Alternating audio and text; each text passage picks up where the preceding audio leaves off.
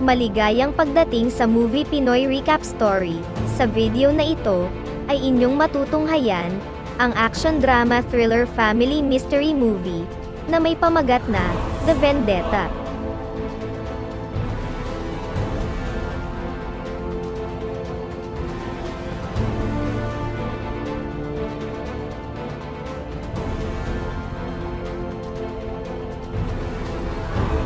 Nagsimula ang pelikula sa isang masayang mag-asawa na sila Mason at Josephine. Sa ilang taon na nilang magkasama bilang mag-asawa ay hindi pa rin sila binibiyayaan ng anak, pero hindi ito naging hadlang para maging masaya pa rin ang kanilang pagsasama dahil naniniwala sila na darating din ang oras na magkakaanak na sila basta hindi sila titigil na sumubok.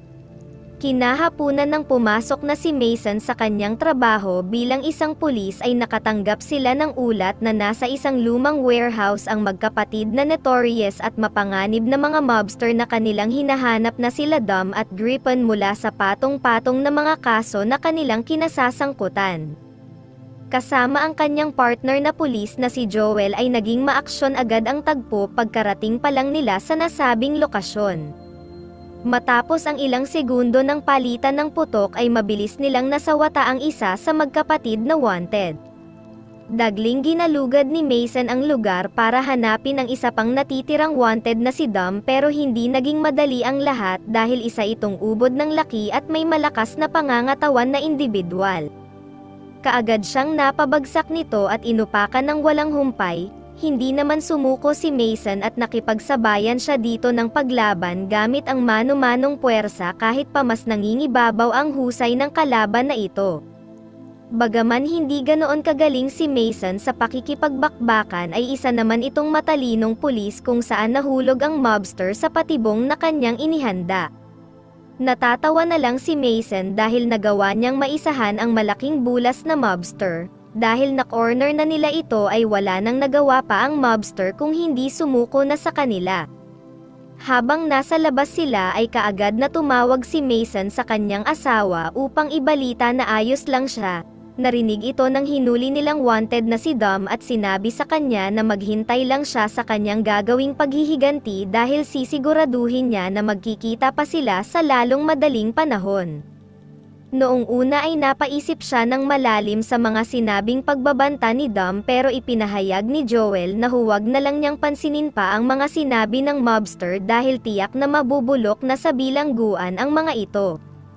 Sa pagdaan ng ilan pang mga linggo ay sa wakas ay dumating na ang pinakahihintay nilang araw kung saan nagdadalang tao na si Josephine. Dahil dito ay napuno ng galak si Mason at mas pinagbutihan pa niya ang pagtatrabaho para sa magiging anak nila.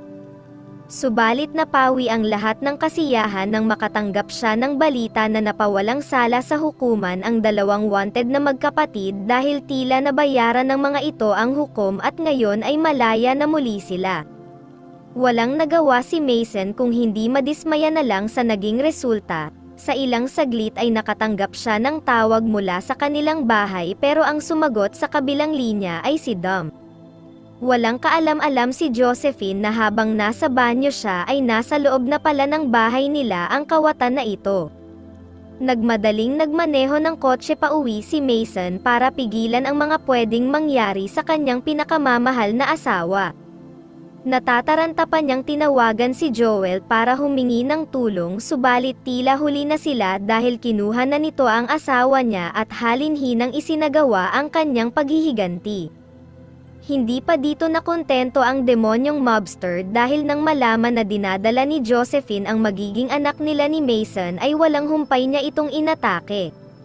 Naunang dumating si Joel pero huli na ang lahat. Sa ilang segundo ay nakarating na rin si Mason at nang makita ang sinapit ng pinakamamahal niyang asawa ay sinubukan niya agad na paputukan ito, pero hindi niya ito nagawa dahil pinigilan siya ng mga kasamang pulis.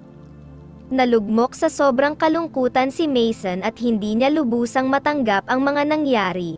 Matapos may hatid sa huling hantungan ang kanyang asawa ay ilang linggo itong namalagi sa bahay ng mag-isa. Isang hapon ay dumating si Joel at pinayuhan siya nito na kailangan na niyang iayos ang kanyang sarili at magpatuloy sa panibagong yugto ng buhay. Sinunod naman kaagad ni Mason ang payo nito ngunit tila ibang pagbabago na ang kanyang gagawin. Pagsapit ng dilim ay mag-isa niyang tinungo ang apartment ng kapatid ni Dom na si Griffin at mabilisan niyang inubos ang mga kagrupo nitong iba pang mga kriminal. Upang maipaghiganti ang mahal niyang asawa ay tinapos niya ng walang alinlangan ang kapatid nito at tila sadya niyang tinawagan ang kaibigan upang sumuko at magpakulong. Lumalabas na kasama itong lahat sa kanyang plano para lang maisakatuparan ang hinahangad niyang paghihiganti sa demonyong ito. Nang magtagpo muli silang dalawa sa loob ng bilangguan ay makikita na nagawa pa siyang inisin ni Dom at sinabing ganito niya tinikman ang kanyang asawa. Makikita na nagpipigil na lang si Mason ng emosyon dahil tila may hinihintay siyang pagkakataon upang tapusin ito. Pagsapit ng hapon habang na-assign siya sa labahan ay inumpisahan siyang pagtulungan ng 3 kasamang preso. Hindi niya batid kung ano ang mga motibo nito o kung inutusan ba sila ni Dom para tapusin siya pero isa lang ang alam niya na sa malaking kulungan na ito ay mag-isa lamang siya at walang kakampi kaya kailangan niyang mag-ingat ng todo laban sa mga mapanganib na preso kung gusto pa niyang magawa ang balak na paghihiganti. Kahit mag-isa lang siya laban sa 3 ay nagawa naman niyang makasabay pero sa pagtagal ng pakikipagsagupaan niya sa mga ito dahil hindi pa siya sanay sa mano-manong pakikipagbakbakan ay napuruhan siya ng mga ito. Nang tatapusin na siya ng 3 ay maswerteng may dumating na bantay kaya napurnada ang mga balak nito sa kanya. Subalit sa halip na bigyan ng parusa ng mga namamahala sa bilangguan ang nasabing mga preso na umatake sa kanya ay siya pa ang sinisi ng warden na si Sydney. Napagtanto na lang ni Mason na may malaking katiwalian na nangyayari sa lugar na ito kaya siya na mismo ang kumilos para magbayad ang 3 nagtangka sa kanyang buhay. Sa mga ito niya na unang ibinuhos ang matinding hinanakit na kanyang dinadala. Gigil na gigil ngunit palihim niyang tinapos ang mga ito. Nagmakaawa pa ang isa sa kanila subalit nang maalala niya ang sinapit ng asawa niya ay mas lalo niya lang tinindihan ang kanyang ginagawang pagtapos sa mga kriminal na tulad nila. Nalaman na nang natitira sa 3 na si Booker ang nangyari sa 2 kaya namumroblema itong lumapit kay Dom para humingi ng tulong. Hindi naman ito makapaniwala na ang pulis na tulad ni Mason na may pagkalampa noong nakaraan ay bigla na lang magiging isang tila mabangis na hayop. Dahil dito ay nakipag-usap si Dom sa iba pang lider ng pangkat ng mga preso na sila Drexel at Max para utusan ang isang hitman sa bilangguan na nagngangalang Blake para tapusin na si Mason. Sinugod nito ang selda kung nasaan siya. Dahil sa lakas nito ay hindi agad nakalaban si Mason. Nagawa niya lang itong matalo nang ginamit na niya ang lababo kung saan siya unang ibinalibag nito subalit dumating na ang mga bantay na pulis at tulad ng naunang pangyayari ay siya na naman ang sinisi ng warden at inakala pa nito na siya ang nanira ng gamit sa kanilang selda. Hindi na siya binigyan ng pagkakataon na makapagpaliwanag at dinala siya ng mga ito sa Bartolina. Sa halip na patuloy na malungkot dahil sa sunod-sunod na kamalasan na nangyayari ay nag-ensayo lang siya ng walang tigil at pagkalipas ng ilang araw matapos makabalik sa selda ay tinapos na niya si Booker ng palihim. Unti-unti nang nag-aalala si Dom sa mga nangyayari hindi niya inakala na ang malambot na pulis ay magiging mabagsik na taga-lupig kaya lumapit na ito sa korap na warden para pagplanuhan na i-dispatcha si Mason.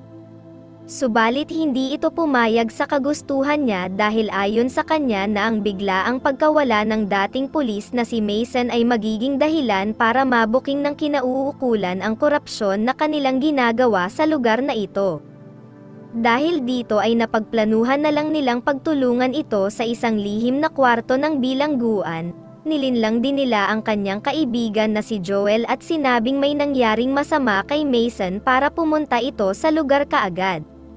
Walang nagawa si Mason sa mga nangyayari dahil sa lakas ng gamot na ibinigay sa kanya ay hindi siya makakilos ng maayos at lubha siyang nanlulupaypay.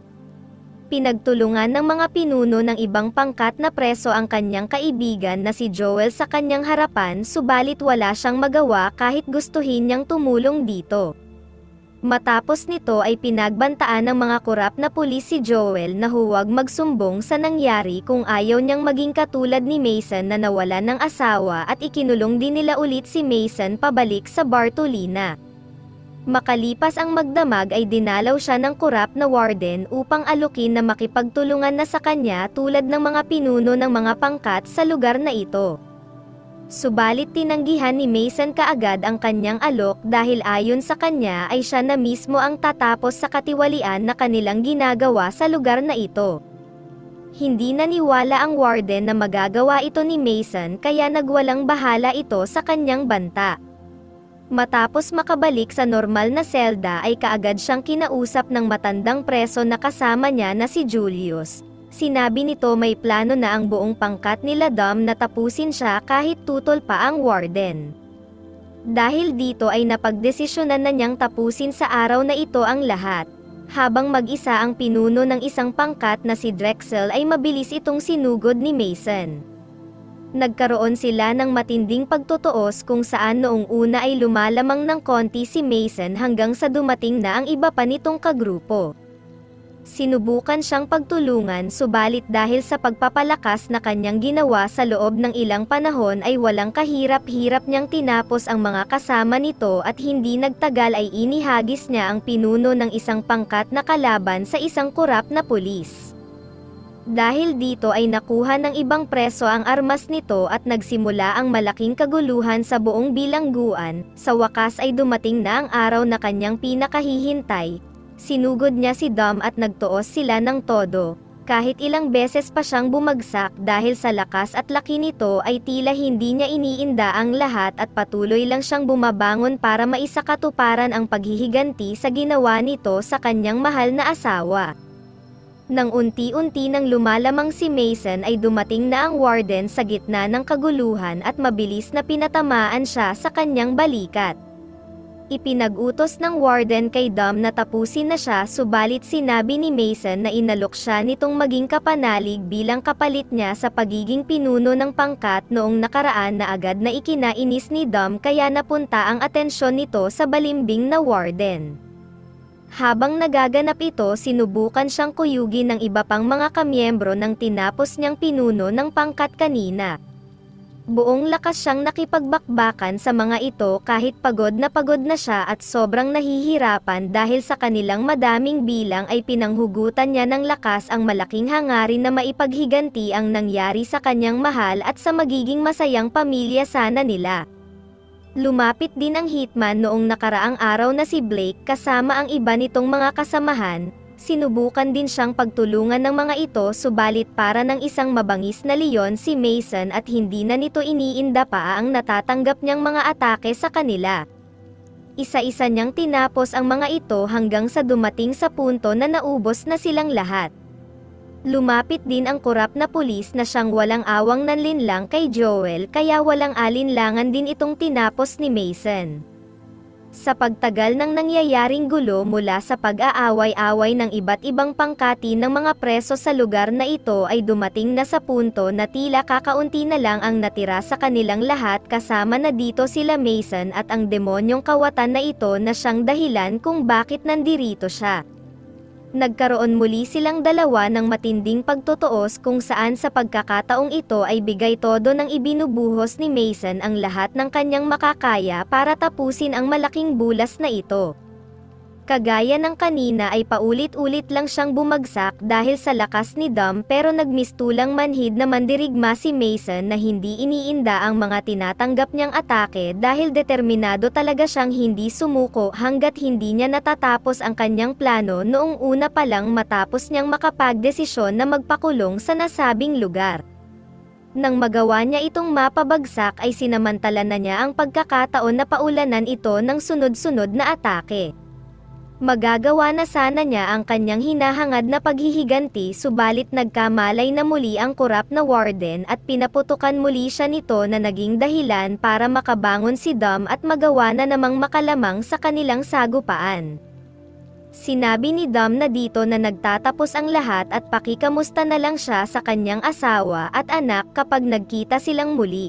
Subalit sa pagkakataong ito ay naisahan ulit siya ni Mason dahil nagpapanggap lang pala siyang hindi na makagalaw pa. Hindi na ito nakapagsalita pang muli at tuluyan na siyang tinapos ni Mason. Sa huli ay tuluyan na rin na nakalapit sa kanya ang tiwaling warden. Subalit bago pa ito makapagpaputok muli sa kanya ay dumating na ang mga nasyonal na mga kapulisan at mabilis siyang inaresto dahil sa patong-patong na korupsyon na ginawa nito. Sa pagtatapos ay masaya na si Mason na nagawa na niya ang hinahangad niya at natulungan niya pang malinis ang baluktot na kalakaran ng bilangguan. Special shoutout kay Susan Gozem, kay Don Focus, at sa huli kay Bogard Kaingin. Kung nagustuhan po ninyo ang kwento ay huwag kalimutan na pakipindot ang like button. Maraming salamat po.